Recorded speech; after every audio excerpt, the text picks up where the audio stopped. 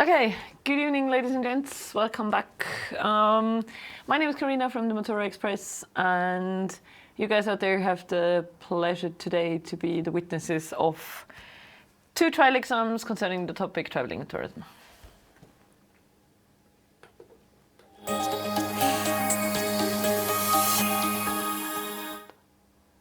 Okay, so as I said, tonight's topic is traveling and tourism. In the exams that I put together, I tried to focus on as many aspects of tourism as possible. A quick overview of what you can expect tonight. The first trial exam will be, or is the more general one. It will be about the types of tourism that there are in Austria, but also worldwide, basically. So what types of tourism is there? Us in Austria, we are experts on winter tourism, skiing tourism, sports tourism, whatever. But there's more, of course. The benefits of tourism and the drawbacks of tourism, they will be discussed in 2 separate exams. So the first one will include the benefits, whereas the second one will include the drawbacks of tourism. I will, or rather Timna will, she's over there, you'll get to know her a little later. She'll talk about ecotourism. She'll introduce the concept of ecotourism to us, or I'll try and guide the questions in such a way, in any case, because ecotourism is basically considered the counter movement to mass tourism. I think we all know what mass tourism is, as there are many famous destinations in Austria, but also elsewhere, that can definitely be considered mass tourist destinations. So ecotourism is kind of the counter movement. You'll hear about that, and of course there will be follow-up discussions as always. The second exam will then be about the drawbacks of tourism, as I already said. And it will cover some of the effects that tourism has on the environment. We did a stream on that, or I did a stream on that a couple of weeks ago, or a fortnight ago, rather. So 2 weeks ago. So we'll kind of refresh that and try and make a connection to today's stream. And I just realized that you can't see it. Now you can. Ah, that's okay. I was just, chatting away. There was nothing to see for them really. Where was I? So, as I said, effects of tourism, and because I always try to include a new aspect. So in the first exam, the new aspect will be ecotourism. In the second one, it will be dark tourism or disaster tourism. Whether or not they're 100% synonyms is debatable, but they go in the same direction. So. We'll find out what dark tourism and disaster tourism is. And I'll show you, we jump right into the matter. I'll show you the first task. Is that the first one? Yes. That's a more general one, as I said. We start with some questions about careers and future plans, as always. In the situation, doing internships, doing apprenticeships in tourism is quite popular in our realms, as we live in a tourist destination. So you have done an internship in a travel agency during the summer. Upon return in school, of course, you have been asked to hold a talk in your school, or in class, can be anything, about the different types of tourism that there are, because you're an expert now and you know more than the others who might only, like when they hear the word tourism, they might only think about skiing tourism. Places like the Zillertal or Stanton or whatever. So we will, or Timna will, try to elaborate a bit on the topic of what types of tourism are there. Then we have the benefits of tourism for a region. So why is tourism a good thing? What does it bring? If this is a topic, or if this bullet point appears in one of your exams or a similar one, I would advise you to try and cover as many aspects as possible. So what does it bring for the people? What does it bring for the whole region? So let's take the Zillertal as an example. What does tourism bring for the Zillertal as a whole? What does it bring for top tourist destinations like, I don't know, Kaltenbach, for example, how do the people benefit? How does the infrastructure benefit? How does economy, like on a whole, like on a broader scale, how does the economy benefit? Yeah, as many things as you can think about. But I would try and touch upon as many aspects as you can, and the more profound, the better, I guess, at the end of the day. So, and a short definition of what is ecotourism kind of ties up with the benefits of tourism, because ecotourism is a more beneficial way to, it's a nicer, you treat the environment well, you treat the people well, so ecotourism and the benefits kind of go together. We then have to, in the discussion, because we don't only talk about tourism for the sake of discussing the topic, but we want to put together a leaflet on Austria as a tourist destination, and me and her, we have to agree on a couple of things that would go into such a folder. Maybe, if possible, a few things that are not that mainstream, like I guess that we've all seen the Stephansdom in Vienna, so maybe we can agree on a few things that are, a little less mainstream. And we have a discussion about tourism and traveling on a more general scale to round up the whole thing. Anything else? Yeah, after the exam, I will quickly try and give you some feedback on what she said, what I thought was good. Maybe I will also try and include a few aspects that she had to leave out because we only have a limited amount of time. Maybe I can think of a couple of things that could have gone into the exam but haven't for time reasons. And now comes the big moment where I introduce her, the person I always refer to as her to you. Hello. That's her. I'm her. That's Timna, aka someone else tonight, because you always, in your situation, you are always someone different. So, are you ready? I am. Well then, so from now on we're in the exam situation. Would you quickly introduce yourself to us, please? Of course. So my name is Sarah. I am 19 years old and I am a beautician. And right now I am trying to do my A-levels because I think that maybe one day I would like to do some uni courses to broaden my horizon or something else. And yeah, so that's why I'm here today, to take my A-levels in English. Well, that sounds like a very good plan. During the summer, you've been working in a tourist agency, I have learned. Yes. And that's why you know more about tourism than any of us would. Exactly. Could you, when I think about tourism, I mainly think about skiing because that's where I grew up. I live in a skiing destination. What else is there? Well, of course, skiing is a very important part of tourism in Austria here, which is actually part of sports tourism, you could call it, where people go to places where there's very good opportunities to do different kinds of sports, I don't know, hiking, swimming, whatever. There are different countries that are good for different sports, which is why people go there who like to do these sports, for example. But that's just one of many different types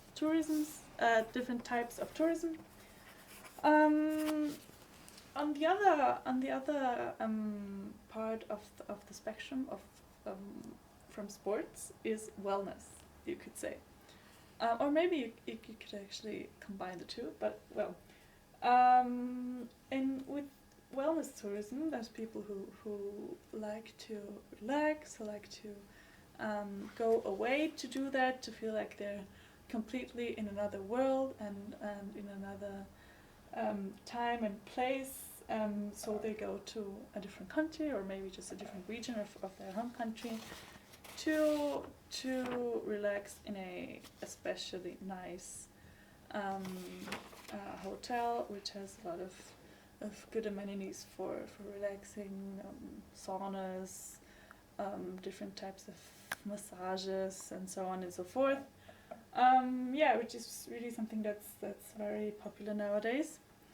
Then there's of course also adventure tourism, which, as the name says, is for people who like to go on an adventure, for people who like to feel the adrenaline rush, who like to do some crazy extreme sports or experiences. And that's why they go away, or that's what they're tourists for, you could say. Of course, there's also cruises, which are always very popular. I think always have been very popular in every part of the world, because you can stay on a ship and have a very nice environment and have a nice group of nice people around you, but then see a lot of different cities or a lot of different environments in quite a short period of time. Another interesting type of tourism would also be farm stays, which are actually quite popular in Austria as well, since we have lots of farms. Is also very popular for families, and that's where, of course, you go and stay on a farm, and you maybe even work or help to work on the farm, and experience the nature and experience the animals and all of that, which can also be very nice and kind of relaxing if you want. So tourism in general has lots of benefits for the region that it concerns. Of course, there are also some drawbacks, but there's lots of benefits. For example, the good economic or stable economic situation that it brings to a region. So the tourists bring money. Of course, they spend money there. They create lots of jobs because there's lots of hotels. I don't know, different restaurants, experience centers, whatever, museums that offer lots of jobs that wouldn't be there if there were no tourists, of course. So that's one good thing. Also, in many parts of the world where maybe the infrastructure wouldn't be very good without tourism, that's another benefit of tourism, because you then have good roads, you have good medical options, or you have a good access to medicine and so on and so forth, which is really very important, especially for living conditions. If you want to live somewhere, you want to have all that, which is what's positive for living in a environment that is very touristy. And if we think about tourism, there's actually another interesting type of tourism which is getting more and more popular, which is ecotourism. And not many people might actually know what that is. And to sum it up, basically, ecotourism is when you're very aware of where you're going. You want to protect the place that you're visiting. You don't really want to harm it. You want to preserve it. It's usually when you visit some kind of place where there's lots of nature, lots of fauna and flora to explore and to protect as well. So you're not really going there just to look at it or to, I don't know, be a bad tourist, if you could say, and harm the environment that you're in, but to really think about it, to really I can't talk today. Must be the nerves. To be respectful and that's actually something that's, as I said, getting more and more popular, which I think is a really good thing. Sounds good. Right? Yeah. Yeah. You mentioned sports, wellness, adventure, cruises, and farm stays. Yeah. Which one would be most your thing, if you? I'm not too sure. I think I would combine them. For example, maybe combine wellness with adventure, maybe, or something like that. Maybe throw in a little bit of culture. Would you be the type of person for a cruise, like sitting on a cruise ship for, I don't know?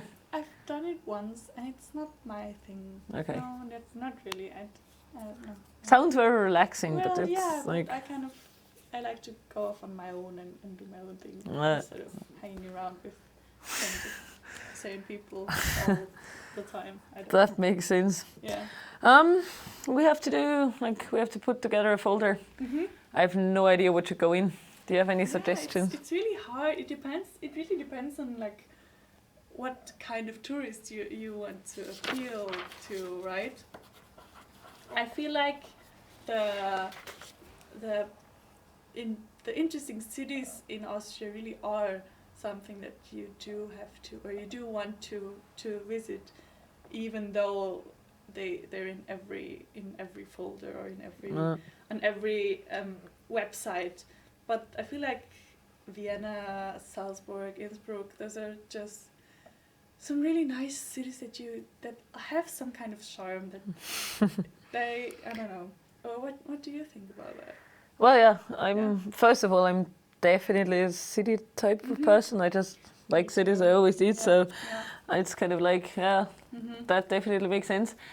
But if it's experienced travelers who have seen the cities, then that's of course not such a good idea. What else could we put in? Well, sports-wise, like for example, or culture-wise stuff that is not so well known. I think maybe like the rural areas more than the cities. For example, the National Park of Hohe Tauern, which is very good one. For example, for ecotourism, for sports, for even for adventure, but also for many different types of. So national parks would be an option. What else can we put in? Glaciers. Glacier areas. All of that, especially good for skiing. The whole of the Alps, really very beautiful to explore. What else could we say? What else do we have in terms of nature? Lakes? Lots of lakes, lots of beautiful lakes to explore. That's very true. Where you can also do water sports and such things. What else is there? Well, we actually do have quite a good many options. Really, Austria does have quite a lot of different stuff to do. Yeah, but I would still. I think it's hard to leave out the cities because you can't an important part of history and just also the classic the whole experience. Schönbrunn is kind of, you have to have seen it in your life at least once, and when you think of Austria, you do think of those beautiful old towns and that kind of thing. And that's why you. What's the place called that? What's it called? Hallstatt? Yeah, that one. How did you know that? I just thought of it before. I was like, I wanted to give you some fancy examples. The Chinese were building a mini version of it. It'd be I went she'd never be able to guess it. Ago. Okay. So that's why. Would that be a thing? I think it's definitely something that's worth visiting. Although the photos are a lot of the times a bit nicer than it actually is. I feel like because there are such good photos that are taken from such angles that you would never go to from a helicopter or something like that. But it is very nice to go through, and especially because it's so cute and old and you just have to go there because it's so popular. Because I guess I don't know. I guess a lot of people know it, but then still be something. I guess the problem with Austria is that there's everything we have is in some kind of folder anyway. we do a lot of skiing. We do a lot of glacier. We have a lot of culture tourism in the cities. So It that's really depends on the tourist. yeah. What guess. they want. So let's sum up. We do the cities. We do sport. We do the glaciers. Yeah. We do places like Hallstatt, lakes in Just a bit of Carinthia. everything, so Yeah. that everybody has something to see. Sounds good. Sounds like a good idea. Sounds like a totally good idea. Do you like out of the topic now? Do you like traveling? Do you think that traveling and tourism is part of your life? Like, Yes, kind of- definitely. I love traveling. I would travel like anytime I can. If I have the money, I will go travel Okay, that sounds. anywhere. What about the tourists? Like, I come from a very touristy place, even though it's only touristy in winter, but nevertheless, it is a tourist place.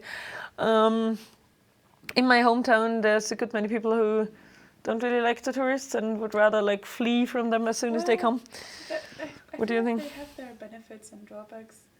Like, if there wouldn't be any tourists, then your life would look very different, because True. you do kind of depend on them if you live in such an area. So, and also, like, if you live in a beautiful area, or in a beautiful city, or in a beautiful country, you're gonna have to come to terms with the fact that there's gonna be people who want to see that, visit that, because they don't have that. And you kind of, I don't know. It's a very difficult question, because of course tourists can sometimes get on your nerves and be a bit annoying, but But then again, you're a tourist yourself if you go somewhere. yeah, so that's the thing, and they probably, feel the same thing. if you behave decently well. Exactly. Any travel plans in the near future or in the future? I'm going to Prague in a couple of weeks, and I'm really looking forward to that. So a really nice short city trip, see some sights, eat some food. Which is, for as far as I can remember, really nice. So Yep. I wish you good fun. Thank you. That was it. Time's been up a while ago, so yay. So let's see what I have to say about her. She's gonna disappear. So we start with one thing that I shouldn't have done, and for that didn't go that well. Where's my mouse? Because I basically kind of... Oh, it's a PDF. I can't mark anything. Oops. Good try, Karina. Good try. In task 2, it says after your talk, you open the discussion. In this case, I was the one asking the question. So, of course, in the exam, your examiner or someone else present in the exam, the person who's doing the chair, the Vorsitz, if you don't start by yourself, they'd probably pop a question that kind of makes you start. If you think about, or if you don't forget, if you're in the exam situation, think about it, you should actually be the one to open the discussion. I didn't give her much chance to do so, because I was just, asking a question that was clearly the link to task 2. As the task sheet specifically says, you open the discussion, because you are the one who is holding a presentation, and usually it's the one holding the presentation who is then also opening the discussion. You should, think about that. But that was my mistake, because I didn't really give her a chance to change the topic. What I thought was well done was the way how she used the linking devices. I usually knew when a new part or when a new bullet point is going to be discussed or is going to be talked about, which is really good, because usually the examiners prepare some ideas or some questions to ask you afterwards in their head, and if they know what comes next, they can kind of like follow you and don't get lost, and also clearly know that you have touched upon all the bullet points, because that's what you should do. You should mention all the bullet points that there are on the sheet. So yeah, use linked words, makes it easier for your audience to follow. One thing that was good as well, if you notice mistakes like who and which, like there was one who and which thing, in what she said, but she corrected herself. If you notice stuff like that, just correct yourself, but don't point out that it was a mistake. Some people do that in exam situations. I guess it's more because they get nervous, I suppose, because generally we do know that we should not, point out our mistakes. Oh, that was a mistake, I should have said. But correct yourself, but leave it at that. Like if you say who instead of which or vice versa, just correct yourself and that's it. So that was the best way of self-correction without any, oh my God, or whatever. People have the weirdest habits when it comes to pointing out their own mistakes, really. One thing, but that was... because it's a topic that you can talk about quite easily.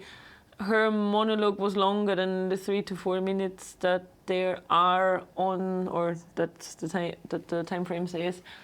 In your exams, people would probably interrupt you because you shouldn't have more than 15 minutes of speaking time altogether, and there should be you have quite a lot of dialogue tasks. You have task 2 as such, which is a proper dialogue, and then there's also the follow-up discussion. Her monologue was longer than the monologue in your exam will be or should be, but then it is also, I guess it's also our task to give you some content input, and what she said was very good input, and it was longer than 3 to 4 minutes, but then bear that in mind when you go, when you think about the stream again. But then, as I said, there was a lot of very interesting stuff that I think was interesting for you content-wise as well. So, oh yeah, and one thing, well, she's in her real life, she's doing German streams, as some of you may know. So rhetoric figures and rhetoric devices are basically, second nature to her, which is probably why she included some elements that made it sound very much like a speech. There were some elements, like as I said, linking devices, also working with tone and pitch, and clearly indicating when she's gonna change the topic, which is kind of very nice. Also some rhetorical questions, she said, but who doesn't in the traveling question at one stage. So kind of small rhetoric devices that so frequently occur in natural speech as well, and that's what we're aiming at, really, at least in the dialogue part. So that's what I noticed and what I thought was good. So as I said, bear in mind that you don't prepare too much for the 3 to 4 minutes, because you should cover all the aspects. And that it should be you who introduces the second task. But that was it, really. Good, so much for task number 1. I'll show you task number 2, or trial exam number 2. Traveling and tourism, again, same topic. Here we are focusing on the downsides of tourism, so it's the other end of the spectrum, basically. We had the advantages of tourism, the benefits of tourism in the first one. Here it's the downsides. Situation is you live in a touristy place that gets a lot of foreigners. Because you have first-hand experience with the topic, you decided to do a presentation because you needed a presentation topic in class anyway. So the negative effects kind of came in handy.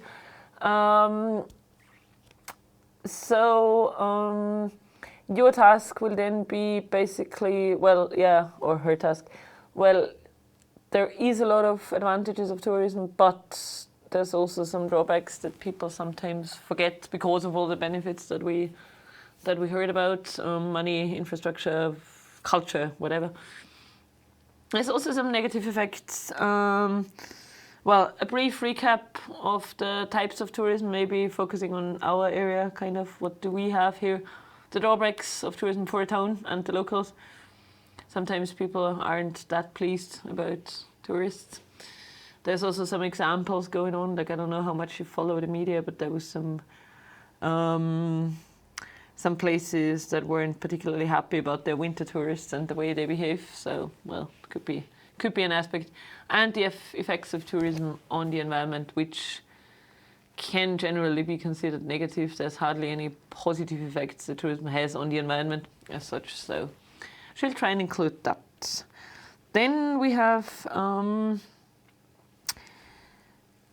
well, in this case, someone else asks a question, so she'd probably say something, or she'll probably say something like, well, yeah, are there any questions? And I'll then say, well, yes, I have heard about blah, blah, blah, and then the dark tourism, disaster tourism comes in.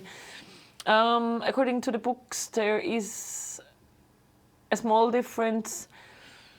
I'll try and talk about that later. Let's see what she says in her exam and how far she, goes into depth with that. But I'll try and elaborate on the differences a little if I don't forget, which I highly likely will. You have a text, or she has a text.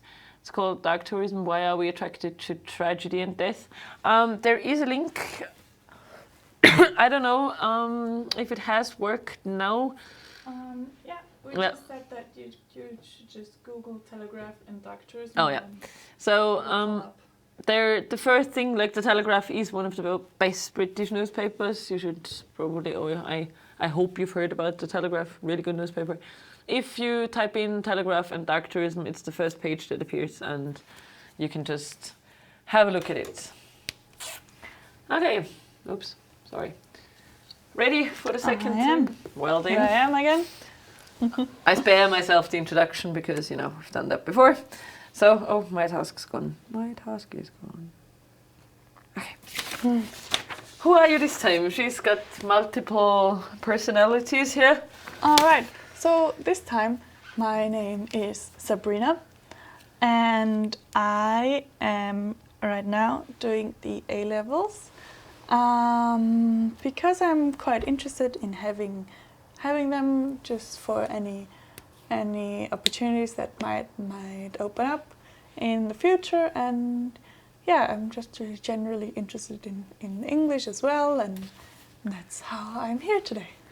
Good area to be interested in. Yes. No plans, no solid plans for any studies or plans, but you never know what might happen or what might not happen, and you have kind of a security when you have the A-levels, so you can really do anything then.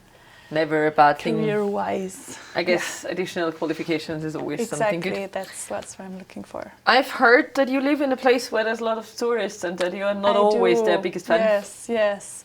Well, you see, tourism can have lots of benefits, especially for the tourists. But then again, for the people who are native to the area that the tourists visit, they can have the tourists can have lots of drawbacks on the natives. It really depends on, the area and different type of tourism.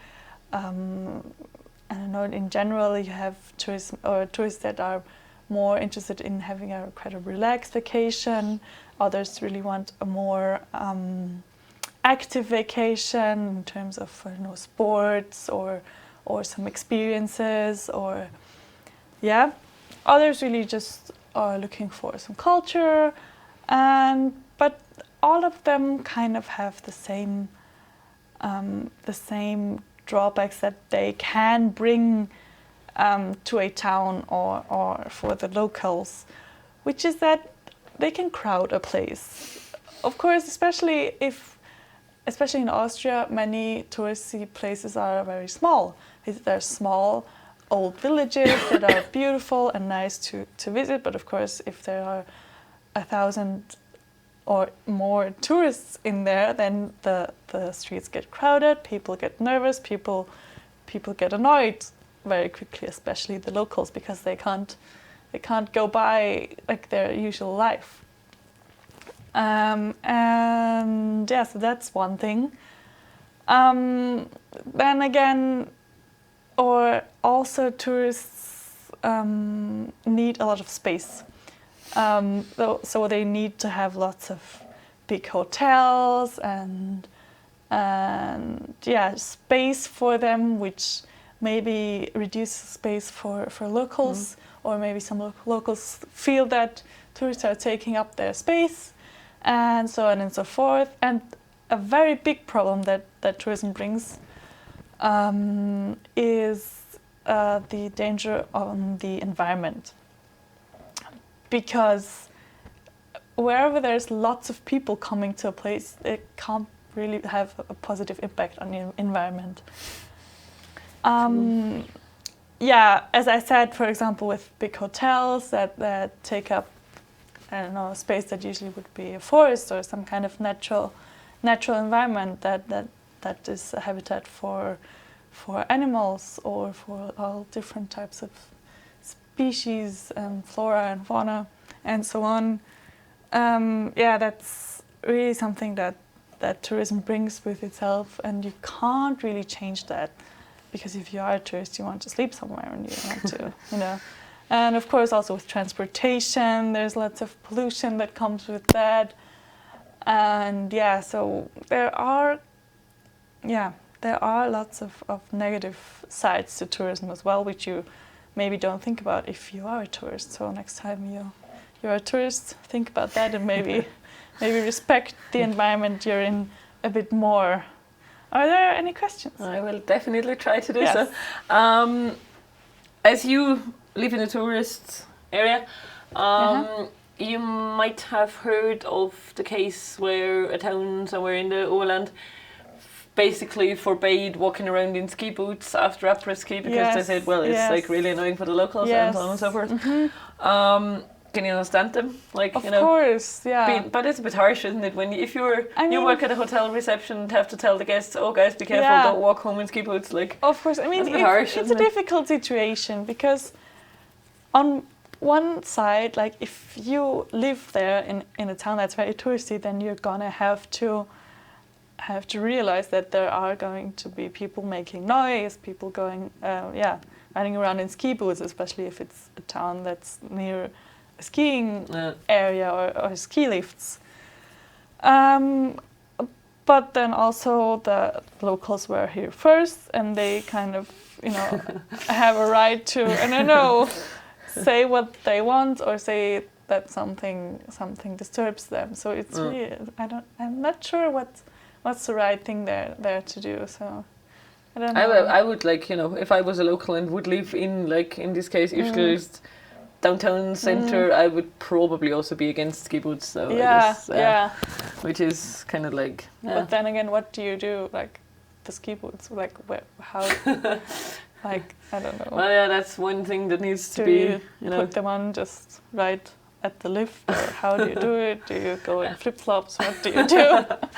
It's a difficult thing to solve. I think the problem that they also had was people after après-ski, like, but then... but then again, that's not the ski boots that there's a problem. Yeah. Like, it's more the drunk people. And drunk people in ski boots, noises. I guess, are, what makes it worse. Like. Yeah, of course. So it's hard. But I thought, you know, it must be quite hard for the people working there, basically telling their clients or their guests in the hotel, like, oh yeah, by the way, we have a ban on ski boots, kind of, Anyway, you asked for questions, and I of course have a question. I always do.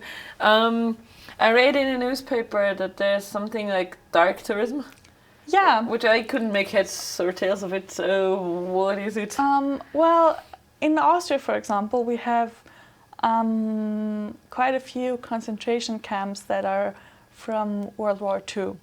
And those, for example, if you visit those, for example, you take part in dark tourism, which is when you kind of visit a place or a town that has some tragic history where some mass murders happened, or that just has some kind of tragic event that happened there, and that for that there's some kind of reminder there. Some kind of monument or something that people can visit, and that's kind of what you call dark tourism, really. So it's basically going to places that are contrary to what tourism really is, not an awful lot of fun, but... Exactly, but still worth a visit. Is it, like you mentioned the concentration camps, I guess they're, like, you know, every school class goes to Mauthausen and some stage of their... Austria.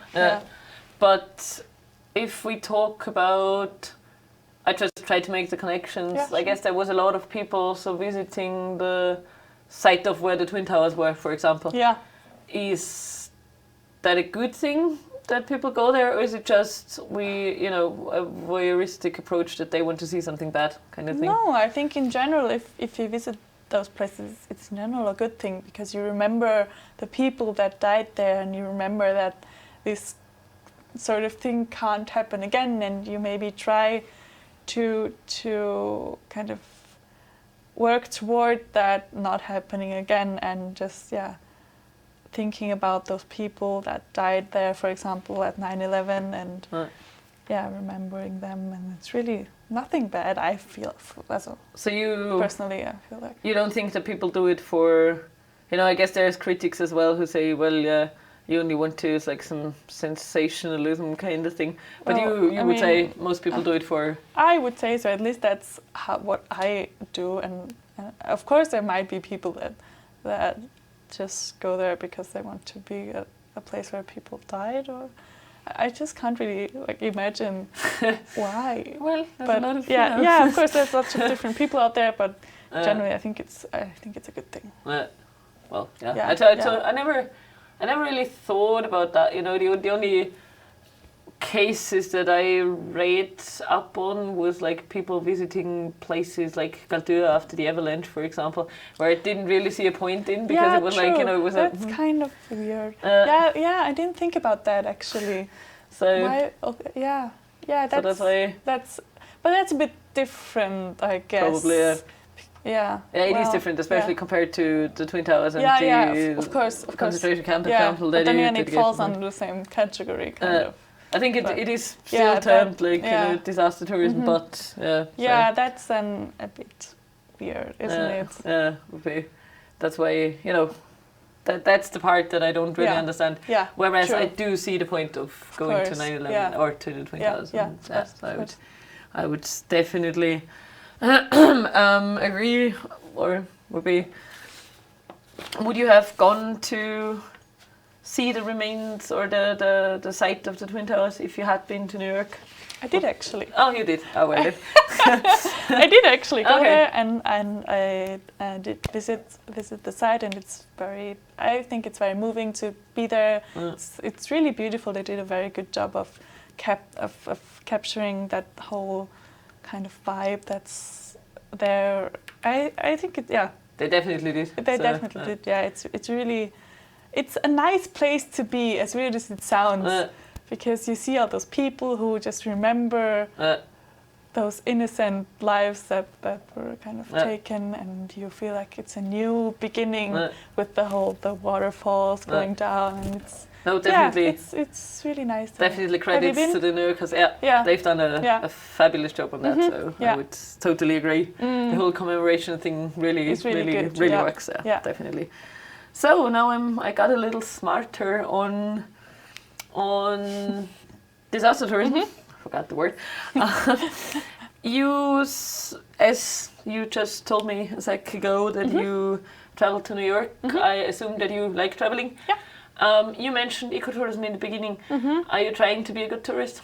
I guess that ecotourism also implies saving water and not trampling onto grass and whatever. Yeah. Well, I mean, I am trying, and I don't know. It depends on, of course, if you're going somewhere that you have to take the airplane, then you're kind of not really being a very good ecotourist, because the airplane is especially exactly the opposite of what an ecotourist might use. But I think I do look after the environment that I'm in,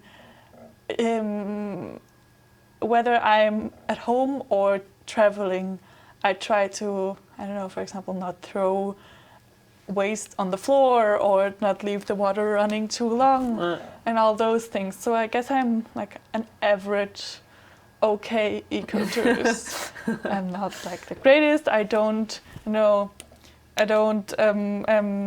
use only solar power and just live in the wild and all those things. I do use hotels and that stuff, but I'm okay. At least bearing in mind that there is something exactly. Have you ever been to any, as many people see ecotourism as a counter movement of mass tourism, have you ever been to any really mass tourist places, like the classics, Mallorca, Ibiza?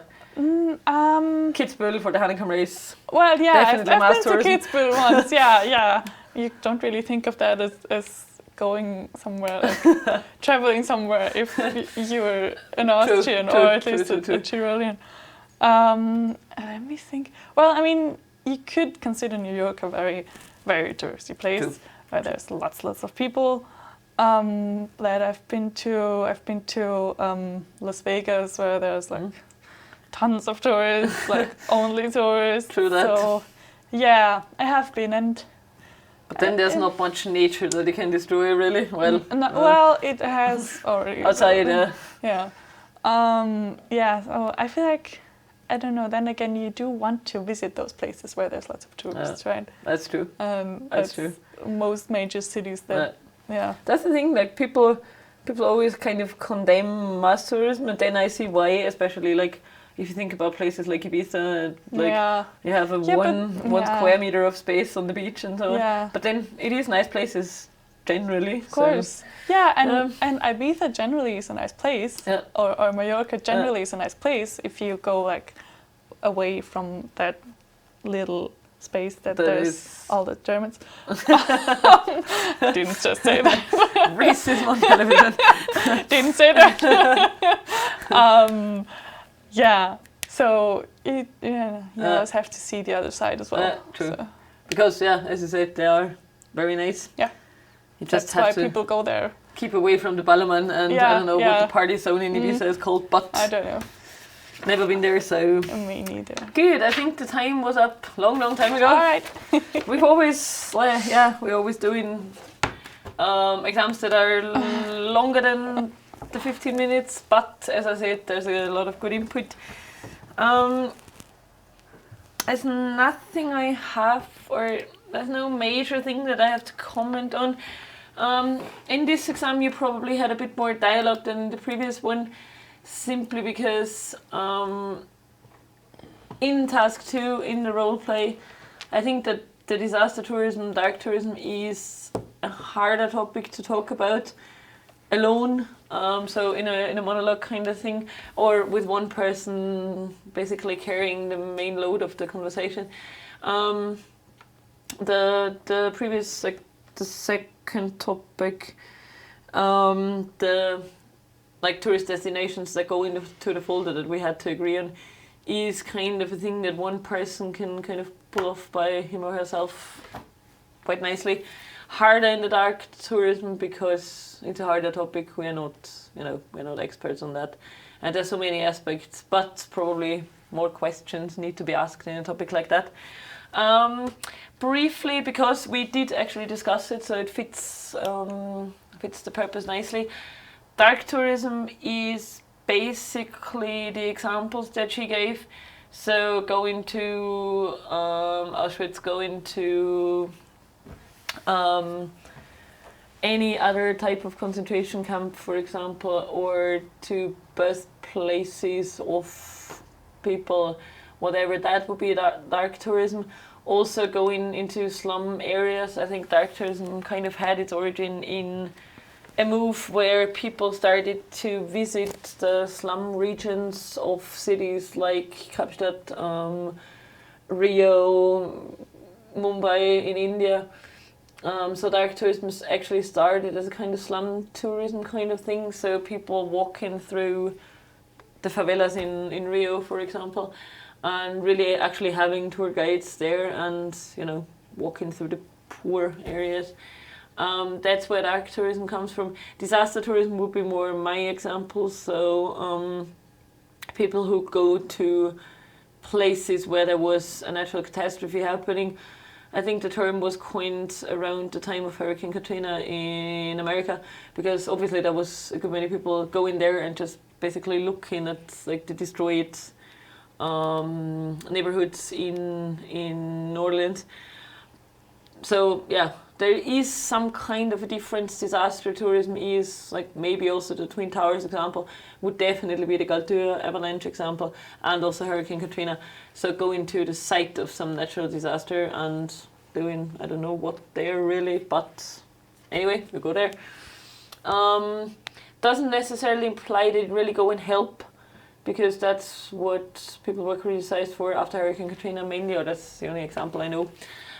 So people didn't go there for help the people rebuild their houses and find stuff in the debris that was lying around, but basically watching. So yeah, I guess you can make up your own opinion about what disaster tourism is.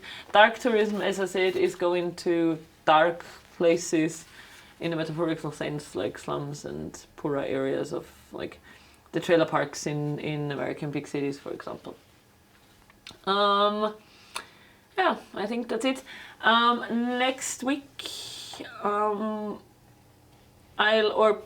maybe not next week, let's see how we fit it in the schedule. I will show you the Beurteilungsraster, is it called? Yeah. That's always a very wise strategy to use words that you can't use because you don't know what the thing's called. I will show you the criteria that people would then evaluate your exams after. So I will try and use it for when she's doing another exam. But we'll let you know in time because we have to see when it fits in. That was it from us this time. I wish you good night and thank you for being with us.